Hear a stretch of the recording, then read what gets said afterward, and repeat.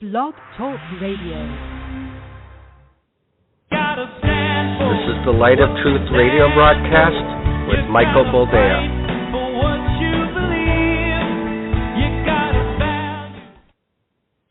All right, welcome to the program, and thank you for joining us. This is the Light of Truth radio broadcast. I am your host, Michael Boldea, and as always, it is a genuine pleasure to be with you for these 60-odd minutes to discuss what's going on in the world, what's going on in the church, and everything in between. It's, well, you can call it disheartening. You can call it disappointing. You can call it whatever you want to call it, but you can't call it uninteresting, can you? There's a lot going on, both within these United States, without these United States, and especially in the church, because the church is the barometer for where the world is headed. And kids, let me tell you, we're not headed anywhere good. But first, as has become customary, I am letting you know that this is a recorded program. We are recording it today, March the 24th, the year of our Lord, 2021, because, I'm taking my kids to a water park tomorrow. So it wouldn't have worked out recording it then. You know what? As long as there is relative peace, you must appreciate it, enjoy it, value it, spend times with those you love, because, let me start here. Whenever I tell you about something I see on the horizon, I always wish that I'm wrong. Let's start there. I don't tell you what I see coming hoping that I'm right. I tell you what I see coming, hoping that I am wrong, hoping that the way I've discerned things would not come to pass. It would be a good thing if all of a sudden, surprisingly, fortuitously for a certain party that really, really wants gun control, mass shootings have started up anew. And although I told you about this, right after the election, anybody who wants to go back, this is why we date the programs. I guarantee you at some point I went deep into the idea that as soon as Mr. Robinette Biden took the oath of office, we will once again see terrorism on American soil. Now, granted, what happened in Atlanta was just a horny kid that wanted to eliminate the object of his horniness. I don't know how to put it. This is why, again, this is why we have to get to the root of the problem and not deal with the symptoms. The kid needed instruction. The kid needed direction. The kid needed to be told that you don't try to eliminate the object of your desire by shooting it in the face. Because that's why he went to Oriental massage parlors. Apparently, they were overly tempting to his adult mind, and he'd, at some point, I guess, received an inordinate amount of pleasure at one of these massage parlors when all he really went to do was get a knot out of his back. I don't know how it went, but what happened is he decided that the way to make the problem go away is to eliminate it. Not prayer, not fasting, not having a support system around you, leading you into the word, but way. Now, going to Colorado, it was a completely different sort of dilemma, because all the left, and look, I can admit it when I'm wrong. I said that we'd likely see mall shootings spike. Now, granted, this wasn't a mall shooting, it was a supermarket. But it's like the difference between buying oranges or clementines, I guess. They're both a citrus fruit. Now, what I got completely wrong was who would be doing the shooting. Because, man, was the left right. Look at that. A staunch white supremacist Trump supporter with a MAGA hat named Ahmad Alawi Alissa. Because that's a white supremacist name right there, isn't it? I mean, he could have just as well been named John Wayne at this point. Because this was the narrative, wasn't it? By all these schmucks and booger eaters on TV. White supremacy is the problem, and white supremacists are going to kill us all. Yep, Ahmad Aliwi Alissa does sound like a white supremacist name. Doesn't it? And you have people like Anderson Lemon. Yes, I know. But they're the same thing. It's just two homosexuals of different races. Who cares? You have people like Anderson Lemon going on and on about white supremacy. And here you have Mr. Ahmad al-Alawi, who left morning prayers to, come and rectify the white devil problem. As Maxine Waters would say, white supremacists are the problem of America. Indeed, white supremacists are the problem of America because Mr. Ahmad al-Alawi, right? If that is not the quintessential white supremacist, then I don't know what is. So this young man is of Syrian descent, migrant to the U.S., well known by the FBI. So it's not as though the Federal Bureau of the BI was not aware of Mr. Ahmad al-Alawi Alissa, a.k.a. white supremacist. They were aware that he hung out with the wrong crowd, that he was posting, dare we say, inflammatory things online. So he decided to take up the jihad for himself, and 10 people are dead in Boulder, Colorado. I know. It's because they were all MAGA. Look, there's no Trump supporter in Boulder, Colorado. Let's put it that way. Pardon me while I sip from my delicious beverage. If there were, they'd probably conceal carrying, and he would have shot one or two people before he got a pop to the face.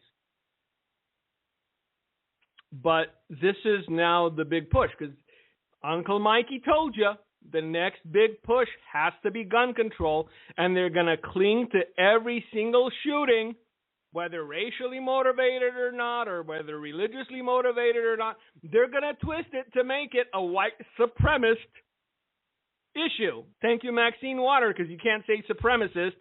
Your dentures would fly out of your wrinkled face. So this is where we are as a nation. The propaganda arm of the Democrat Party, also known as Anderson Lemon, is doing their best to spin this into a white man did it. I'm sorry, not a white man. A Muslim. I know you can't say the word Muslim anymore because that's what? Islamophobic. You know what? I honestly, if nobody was listening to this and I was inventorying my inner thoughts, at some point I'm going to get a perverse kind of satisfaction when all of these people realize what they've done to this country and how quickly they did it. Because if you read up on the history of the Roman Empire, you realize that they got soft over time. Sorry, kids, we're cushy. We're the My Pillow of nations. We're gooey in the middle. We don't have the stomach for fight. They also realized, the Romans did, that they don't like manual labor. Oh no, that is not for us. That is for the peasants. And so they imported a bunch of slaves to do every single thing they needed to get done, not realizing that the slaves were outnumbering management by 10 to 1. And at some point along the way, the slaves likewise realized, hey, there's 1 million of us and 20 of them. Why are we toiling in the sun when we can go and slit their throats and take everything for ourselves? Because the people that are pouring across the border are not soft. The people that are pouring across the border are not cushy in the middle. The people that are pouring across the border have actually stabbed pig carcasses to see how much resistance there was to the knife going in between the ribs. And the people streaming across the border are not going to starve if they can get their hands on things by eliminating pudgy white people. Do you see where this is headed?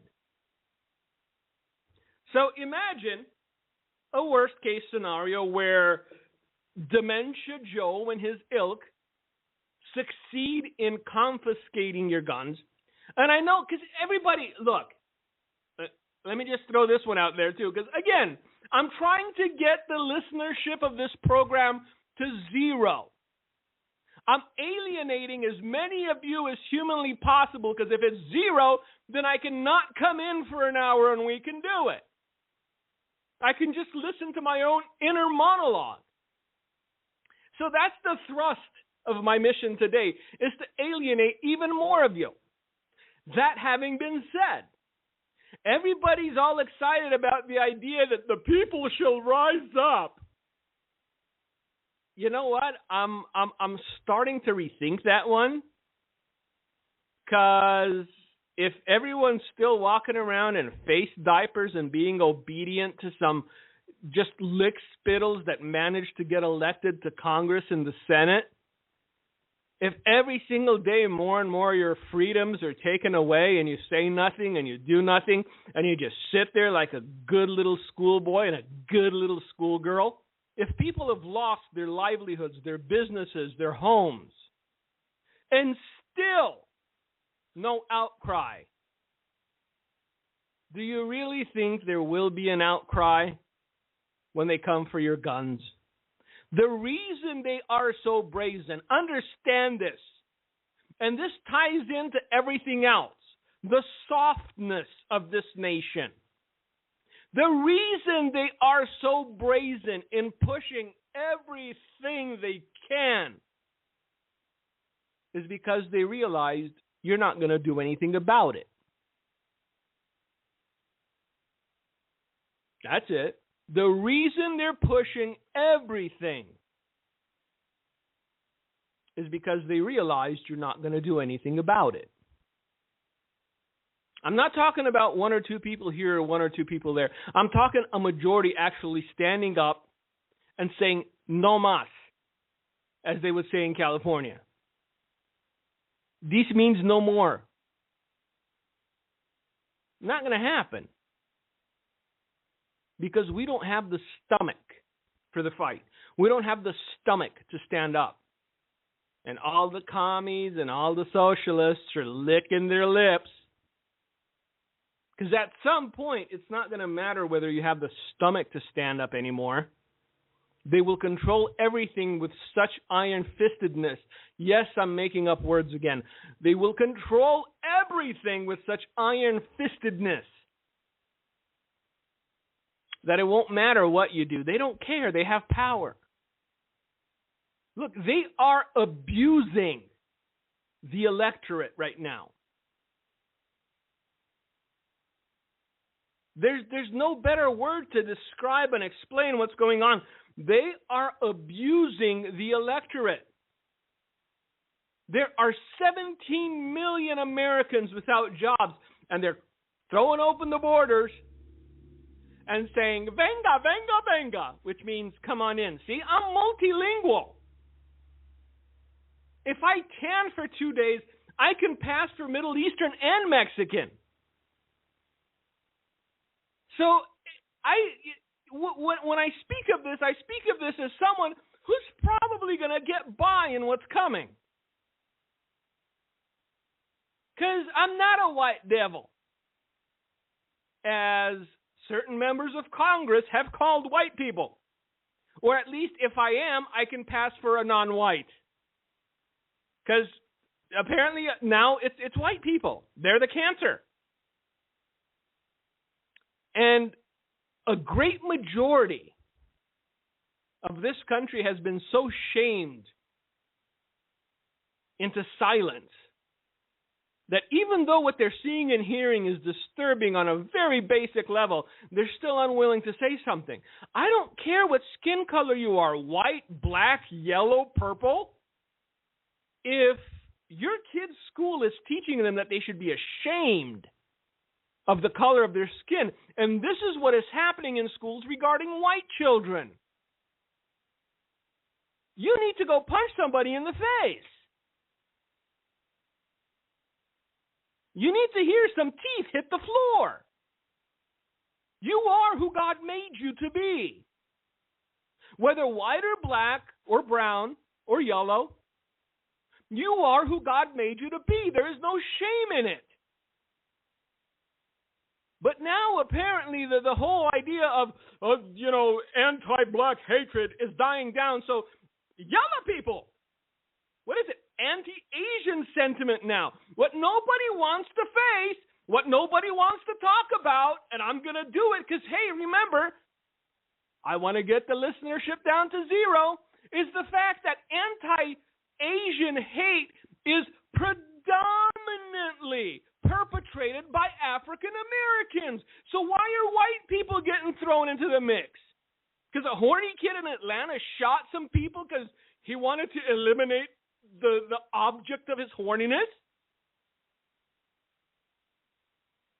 Look, never in their wildest dreams did they think they can succeed so quickly into doing everything they fantasized about for the longest time. And they're doing it. It's happening under your nose. Look, how do you feel about this one? Because, again, let's talk. Let's be honest with each other. I despise pretense. I despise people and just fakery and just virtue signaling. How do you feel about this one? For an entire year, that little rodent, Dr. Fauci, and the rest of his ilk told you to sit home in your basement, smell your own farts through a face diaper, and shut up about it because you're saving lives. And now they are busing COVID-positive illegals throughout this nation. They're going untested, and the ones that are getting tested, guess what? Test positive because they traveled in a giant group and they were held in a giant room, and all of them smelled each other's BO. So you were told that in order to be patriotic, that in order to be a real American, you had to watch your kids go without. You were told that in order to be patriotic and in order to be American, you have to shut down your business, the business you worked to build for 10, 20, 30 years, the business that you poured your sweat and your blood into. You were told that if you didn't shut it down for the good of your neighbors, then you were a hater and anti-American and you wanted to see grandma on a slab. And now those same hypocrites, those same people who insisted that you stay shut down in perpetuity are taking COVID-positive illegals and busing them into your community. So how long before you start hearing of another spike in COVID. And you know what they're going to attribute it to? Your unwillingness to wear a face diaper. You see, there's a COVID spike, and all because you went to the store without looking like you were in a, just hazmat suit. No, it's not because of that. If there's going to be a spike in COVID, what I need you to do is cross-reference exactly where all of these illegals are being bussed to and see if where the illegals were being bussed to correlates to the spike in COVID. Huh? Let's do that, Anderson Lemon, you raging homosexual. Let's do that before we start blaming citizens that it's their fault for opening up their sandwich shop because, they were getting kicked out by the landlord if they didn't make rent. We have been abused in this nation for a year now. Did you see the uprising? Because I'm not seeing it. We're taking it on the chin, kids. But see, even though most people are taking it on the chin, the unfairness of it all is coming to light. They're growing angry and incensed. And man, when you start seeing your kids going without, when you start seeing your kids going hungry, when you start seeing your kids' school spike in violence, when you start seeing your kids' classroom going from 30 to 130, because, Dementia Joe decided a good influx of people that didn't know what indoor plumbing was exactly what you needed in order to make America or build back better or greatness or whatever, because you know the thing, man. Come on. That rage will build and build and build. And at every single turn, in every human way possible, they will point the finger at you, the middle-class American taxpayer, and call you a racist and call you a bigot, not because you did anything outwardly, but because you dared to notice the inconsistency, because you dared to say, hey, why have there been 6 rapes and 2 murders at my kid's high school? That didn't happen before this other thing happened. Is there a correlation? You racist bigot. How dare you notice? Because like I've said, you know what? This goober mill in Colorado, I'm highly doubtful that he was under 17 while going to high school here. Because gypsies used to do this. Everybody that tries to get to the U.S. or Western countries know how to play the game. If you're 22 but can pass for 15, guess what you're going to claim you are? You're not going to say you're 22, a youth in the prime of his life, that has dubious morality and is willing to, punch an old lady in the throat or stab somebody over a pair of shoes. No, I am 15 years old. Look at me, so innocent. I am wearing a Mario Brothers shirt. I'm wearing a Peanuts shirt. Look at me. I'm inoffensive. Do you know what this is? I do not know what the gun is, sir. How can I know what the gun is? Can you take this apart blindfolded in 30 seconds? And if you do, I'll give you $1,000. 26 seconds later, the gun is taken apart, blindfolded. Because I'm getting frustrated here. Look, for anyone to assume that hundreds of thousands of people coming into this country, every single one has the best of intentions. All they want to do is come and assimilate and be a slave worker for some rich white man is insane. You go where the prey is most abundant.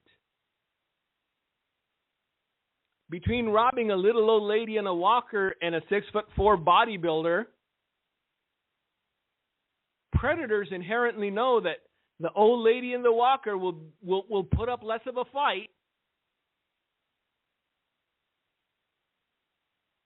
See, it's become a running theme, hasn't it, on this program? You people have no idea what you've done. I'm probably going to repeat that for a very long time, and even when you start seeing it, you're not going to see it in its fullness. You're not going to see it in all its glory, because the ramifications of what we've done will only come into full focus when the end is so near that even pre-tribbers go, uh-oh. So, allow me to repeat myself. You have no idea what you've done. But hey, Beth Moore! Dr. Jill's hair's still flowing. How does Beth Moore feel about it? The fact, well, she doesn't care. Beth Moore got rich off all you middle-aged idiot cat ladies anyway. She's rolling in her millions. She's probably got 300 acres somewhere in the woods.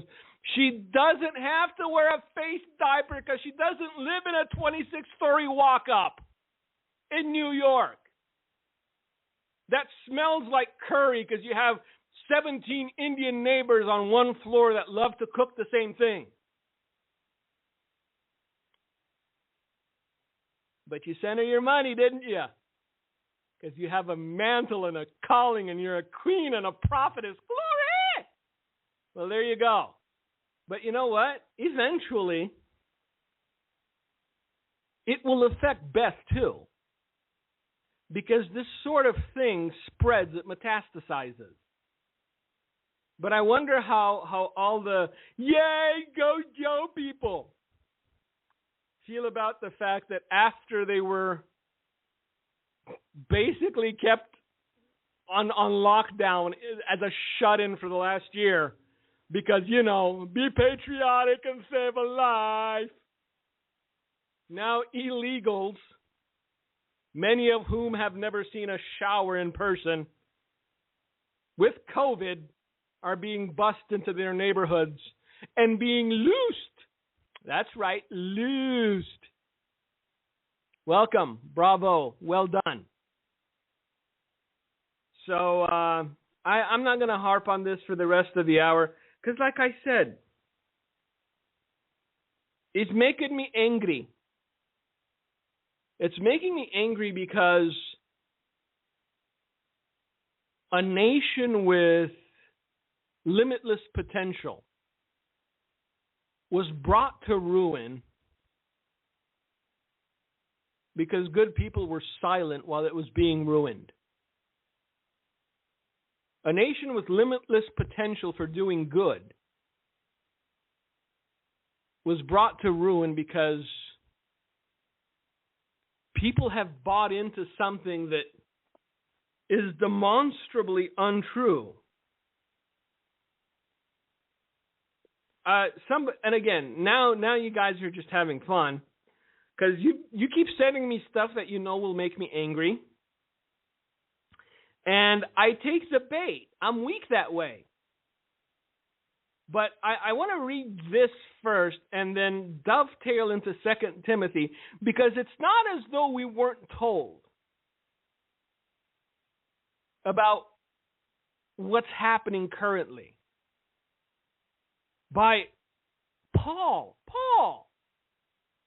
I know. Paul didn't. No, he was a heretic. Well, for a heretic, he was kind of prophetic. Just saying. Allow me to sip my beverage, and we're going to get into this because, ooh boy, it makes me very angry.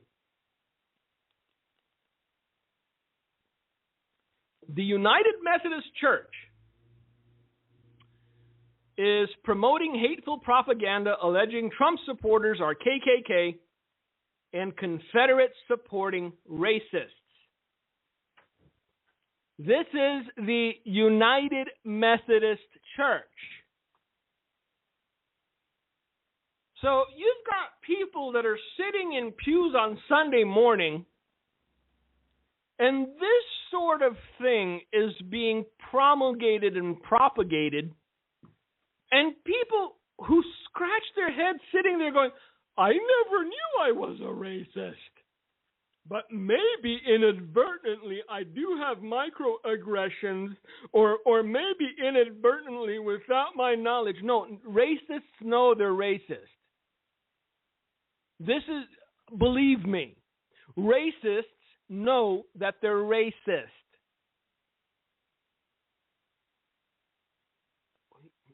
Look, we deserve it. Everything that's coming. Lock, stock, and smoke and barrel, we deserve it. The website umc.org, which stands for the United Methodist Church.org, is the main portal of practically all of the United Methodist churches today. This week, they decided to promote disturbing and hateful propaganda against whom? Trump supporters. Hey! United Methodist Church! Trump's gone. Sorry. No es más. You got nobody to blame now. But now the Trump support, 75 million people. If there were 75 million racists in this country, true racists, real racists, could you imagine? Count the bloodshed? But Trump's been out of office for going on 3 months now, and they're still on it. Racist. And now, hey, the United Methodist Church has gotten into the fray. But if you're a Joe Biden supporter, well, by nature you can't be racist.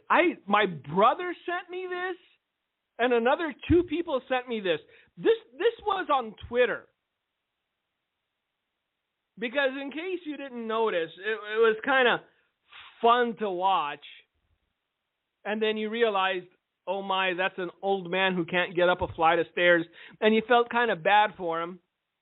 Mr. Robinette Biden tumbled up some stairs going onto Air Force One recently. And I know that it projects strength. Shut up. It projects strength to all our enemies and people that want to do us harm. Seeing a decrepit, dementia-ridden old man stumble up some stairs, it projects strength. And what's his face? Ahmad Aliwi Alissa was a white supremacist. So that you don't know anything. At least that's what Anderson Lemon will tell you. So, listen to this. Because I didn't see Beth Moore come against this. I know it's the nationalists and Trumpists that are a problem, Beth. If anyone would have said this about Donald Trump, they would have been burnt in effigy. And honestly, if they would have, I'd want nothing to do with them anyway. But just listen to the mindlessness of this before you think there's still hope, at least for this nation. The tweet goes as follows. Jesus fell 3 times carrying the cross while on the way to Calvary to save us. Biden also fell 3 times carrying the hardship America is going through on his way to deliver hope. That's right. You heard right. Today, God looked upon Biden and said, "This is my son, the beloved, in whom I am well pleased." If that doesn't want to make you see what the barrel of a Smith & Wesson tastes like, I don't know. But just a few asides. First of all, Biden isn't carrying the hardships of America. Biden is causing the hardships of America. For everything, border crisis, gas and oil prices, food prices, he is causing, say it with me, not the cure, the disease. He is causing these things to happen, or at least his policies are. Because as I've said before, I doubt Joe knows where he is half the time, and the other half of the time he's just surprised as all get out that he's in the White House and he doesn't have to go say hi to Barack.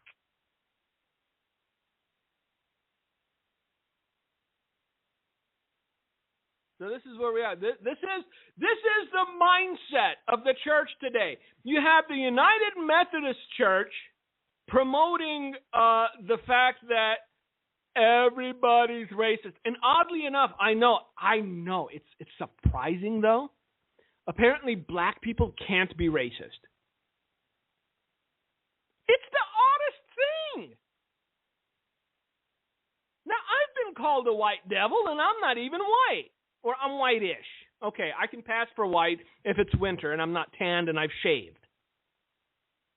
I have been called a white devil by a 70-odd-year-old woman because I was at an estate sale and I picked up something that she really wanted before she got to it. And she looks me up and down and you fat white devil, I hope you choke on it. Well, ma'am, if you really want it, you can have it. And she turned around and left, so I kept it. Because, just felt like it. It was a video game. If they wanted $3 for it, it was worth $50. I mean, it was a nice flip, don't get me wrong.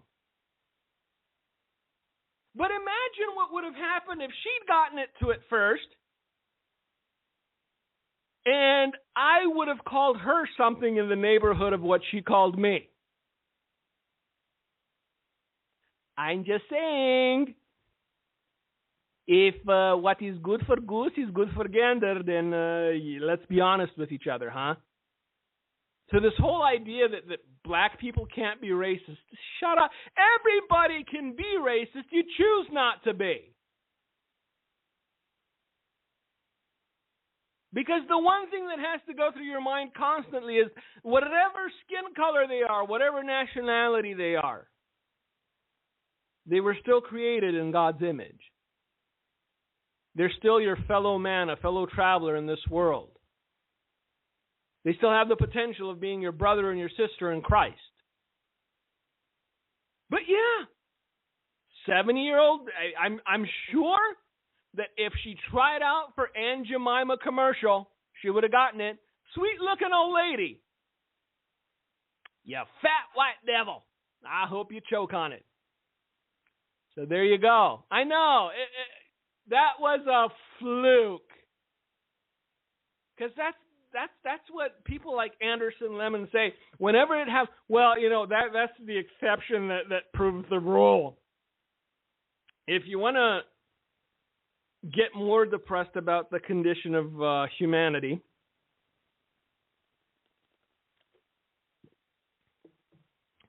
Google either the knockout game or physical altercations against Asians and see who the major perpetrators are in those videos. I know. They're just the exception that proves the rule. The entire narrative is dismantled because one horny white kid decided to go on a rampage.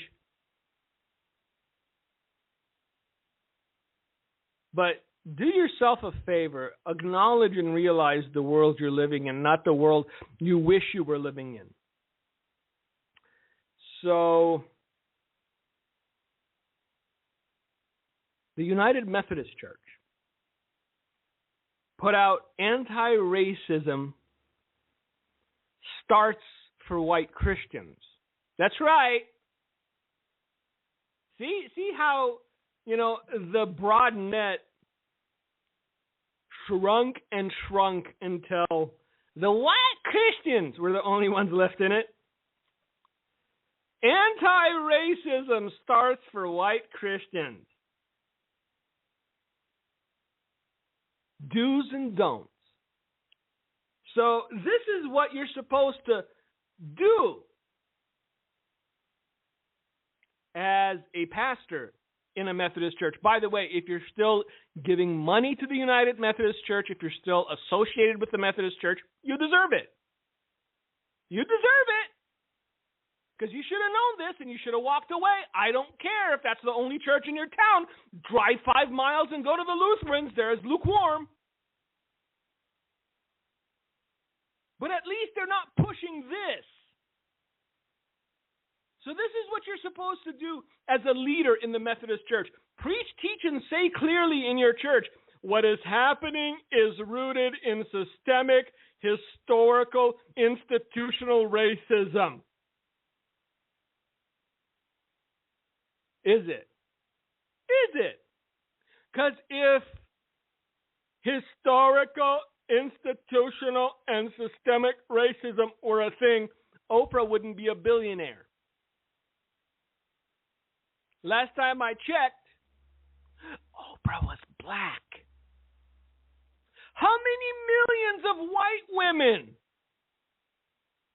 lauded and praised Oprah? Watched hearts aflutter as her weight went from 180 to 380 back to 200. When she brought out that little Red Wing wheelbarrow full of fat, this is how much weight I lost. All the white girls in the South, Oprah's my hero. I know, racist. Name the racism you see is what you're supposed to do if you are a leader. And again, I read through I know seeing the name Jesus through all of this. I'm not seeing the name Jesus at all, or the fact that his household is divided just between sheep and goats, not white sheep and black goats, or black goats and white sheep, or black sheep, white, black, you know what I mean. Because I know if I say the wrong word, I'm a racist too. Look, apparently, let's just, if you read through this thing, you realize that there is not one person on the planet, especially if they're a white Christian, that isn't a rabid racist. That's the point they're trying to get to, the United Methodist Church. So,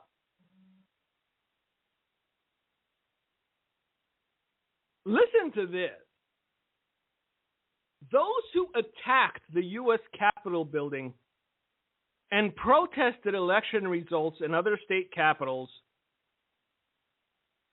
wore Nazi and Ku Klux Klan insignia. That is a lie. And honestly, how long are we going to keep up with the narrative that they attacked the U.S. Capitol? Seriously? One lady was shot in the face by Capitol security, and then they had to come up with something. They said a guy who died of a heart attack, a security guard, died because he was beaten with an extinguisher. He wasn't. They had to retract the story. This wasn't an attack. You saw little old ladies walking between the lines inside the Capitol wearing their masks, waving little American flags. These are the people that are being hunted down by the FBI, while people like Ahmad al-Alawi al-Alissa is walking into a supermarket thinking he's playing a video game and snuffing out 10 people even though he was on their watch list.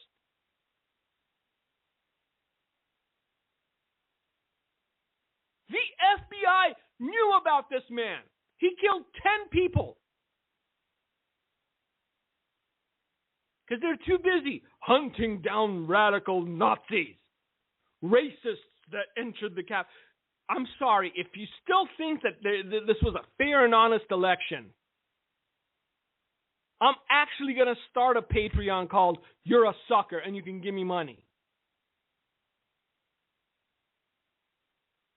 The level of trickery and deceit that was used to swing this election was just mind-boggling. So stop. But this is the official United Methodist Church. Those who attacked the U.S. Capitol building were all Nazis and Klan members. Participate in a study or discussion. Learn what you don't know about racism. Listen to people of color when they speak about personal experience of racism. So basically now we've come up with an entire cottage industry where people who think that they've been discriminated against will get paid to come and speak in Methodist churches about how it is that they've been discriminated against. And then once they tell their story, if you ask a couple of, reasonable, logical questions like, how fast were you going when you got stopped by the police? Then you're a racist too. So there's that. Develop a thicker skin. Racism is a fact. Confronting and naming it requires you to learn its history, acknowledge its continuing presence in your church and community. That's right. If you go to the Methodist Church, you're a racist. The leadership of the United Methodist Church just said so. So the people whose lifestyles you are funding, the denomination whose buildings and projects you are funding, is calling you a racist. Even though you've never done anything demonstrably racist. Even though you go out to dinner and to lunch and to breakfast with black people and you love them like you do your own family, it's not enough. You are a racist. Because the United Methodist Church said so. Now, what you're not supposed to do, if you are a member of the Methodist Church, is confuse racist with anti-racist. Anti-racism means one is actively confronting and seeking to dismantle racism in one's faith and daily life. Do you see how they've manipulated and perverted this? Apparently, there's racism in your faith. I can't even say I made black bean soup anymore, because that's racist.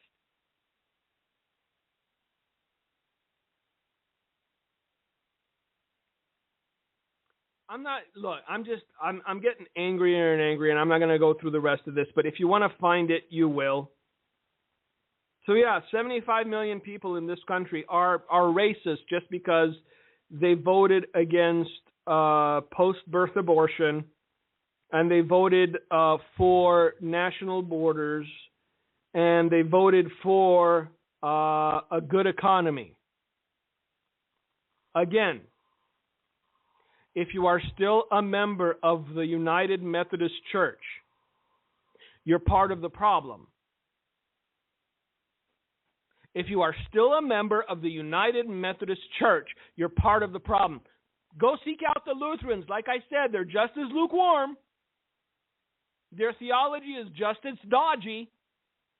But at least they're not calling you a racist to your face. Circle back to the Word of God and see what it has to say. Because it's not as though we were not warned.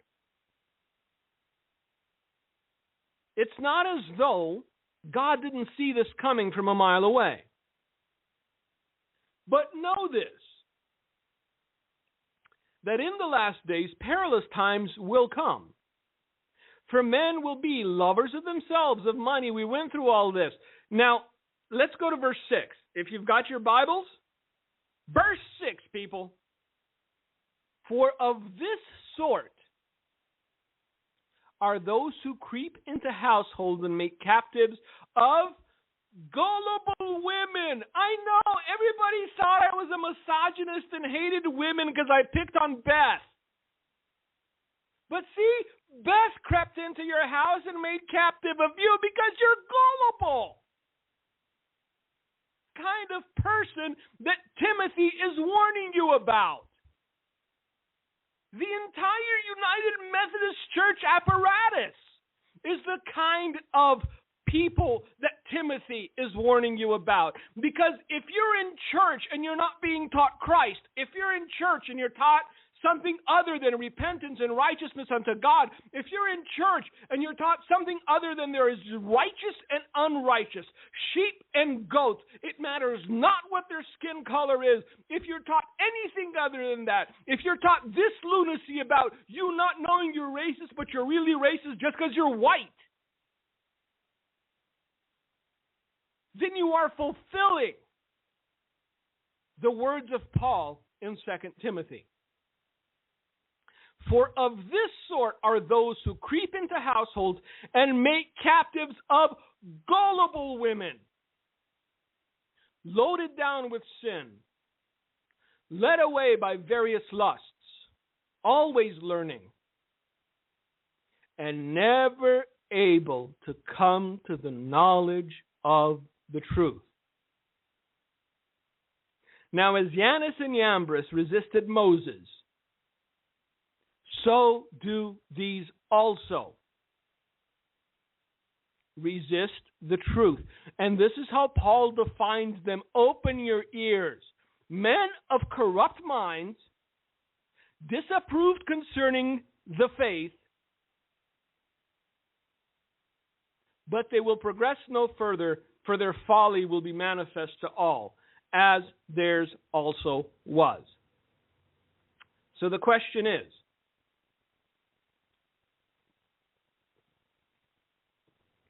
how long before their folly is manifest to all? How much damage will be done before their folly is manifest to all? See, the more people that remain silent in the face of this nonsense, the longer it will take for their folly to be manifest to all. The longer decent people still warm the pews of the Methodist Church, even after being called racist to their face, because, well, it's politically correct and expedient to do so now, the longer it will take for their folly to be manifest to all. Look, those preaching the truth need to become as ruthless as those preaching a lie. I know that the word ruthless has a negative connotation, but it shouldn't. The reason darkness is encroaching upon the light is because those possessing the light are no longer fiercely defending it. We're giving up too much ground. We're allowing the darkness to establish the narrative. And it seems as though we're always on the defense. So, bring it all home. Remember, Joe Biden's like Jesus, a white supremacist, shot a bunch of people in Colorado. The United Methodist Church is the new version of proper theology. And just so we realize how much hypocrisy there is. The newest, as of yesterday, was that Christian relationship guru, Derek Jackson, admits extramarital affair. So there's that. But hey, fret not. His wife says God's forgiven him. Apparently she got a text message from God himself and said, hey, it's okay. All good. XOXO. So I thought I'd throw that in just because, you know. But yeah, it's true. This guy was actually a relationship guru. And he stepped out. And apparently his wife likes the life to which she has become accustomed. So she's there like Hillary Clinton of old, holding her husband's hand going, God done forgive him. How little respect do you have for your spouse to do something like that? And how little self-respect to actually defend it. Anyway, thank you all for listening. God bless you. Hopefully, the listenership has been whittled down by a few. Like I said, our goal is to get to 0. May God bless you. May God keep you. And Gino, if you've got anything to say, the floor is yours. All right, Mike. Well, I looked up Beth Moore's net worth. It's $2.5 million, and came mostly through her ministry. So, as Mike said, yes, she can afford those 300 acres. And that's the problem in America, our leadership. You know, it's just like Carl Lentz pastoring Hillsong Church and yet falling into adultery.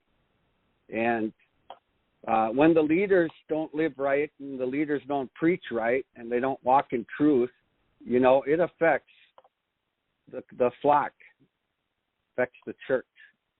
And it's hard to find solid, biblical, godly leaders. And as Mike mentioned, this guy that fell into adultery, that was a Christian relationship, so-called minister, you know, he's falling in adultery. And you know, it's just so sad because God, you try to teach people that come to Christ to actually not only live right and live clean, to do God's work, learn to do God's ministry, learn to be a soldier, an ambassador for Christ. And yet these high-profile people cheat on their spouses and don't even consider their marriage sacred.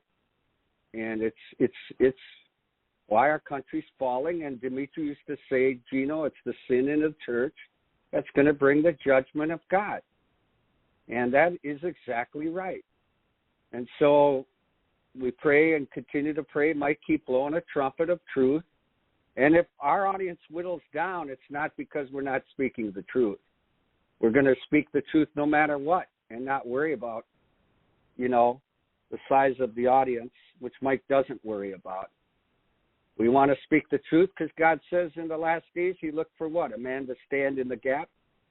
So we want to stand in the gap. We want to blow the trumpet because our freedoms are being eroded and truth is falling in the streets, and we've got to speak truth. So God bless you. Thank you so much for listening to the Light of Truth broadcast. Thank you for listening to today's broadcast, The Light of Truth with Michael Boldea. If you would like to order a copy of today's broadcast, please visit our website at handofhelp.com. If you have questions about our ministry, you can email us at handofhelpoffice@aol.com or simply call us at 920-206-9910. God bless you.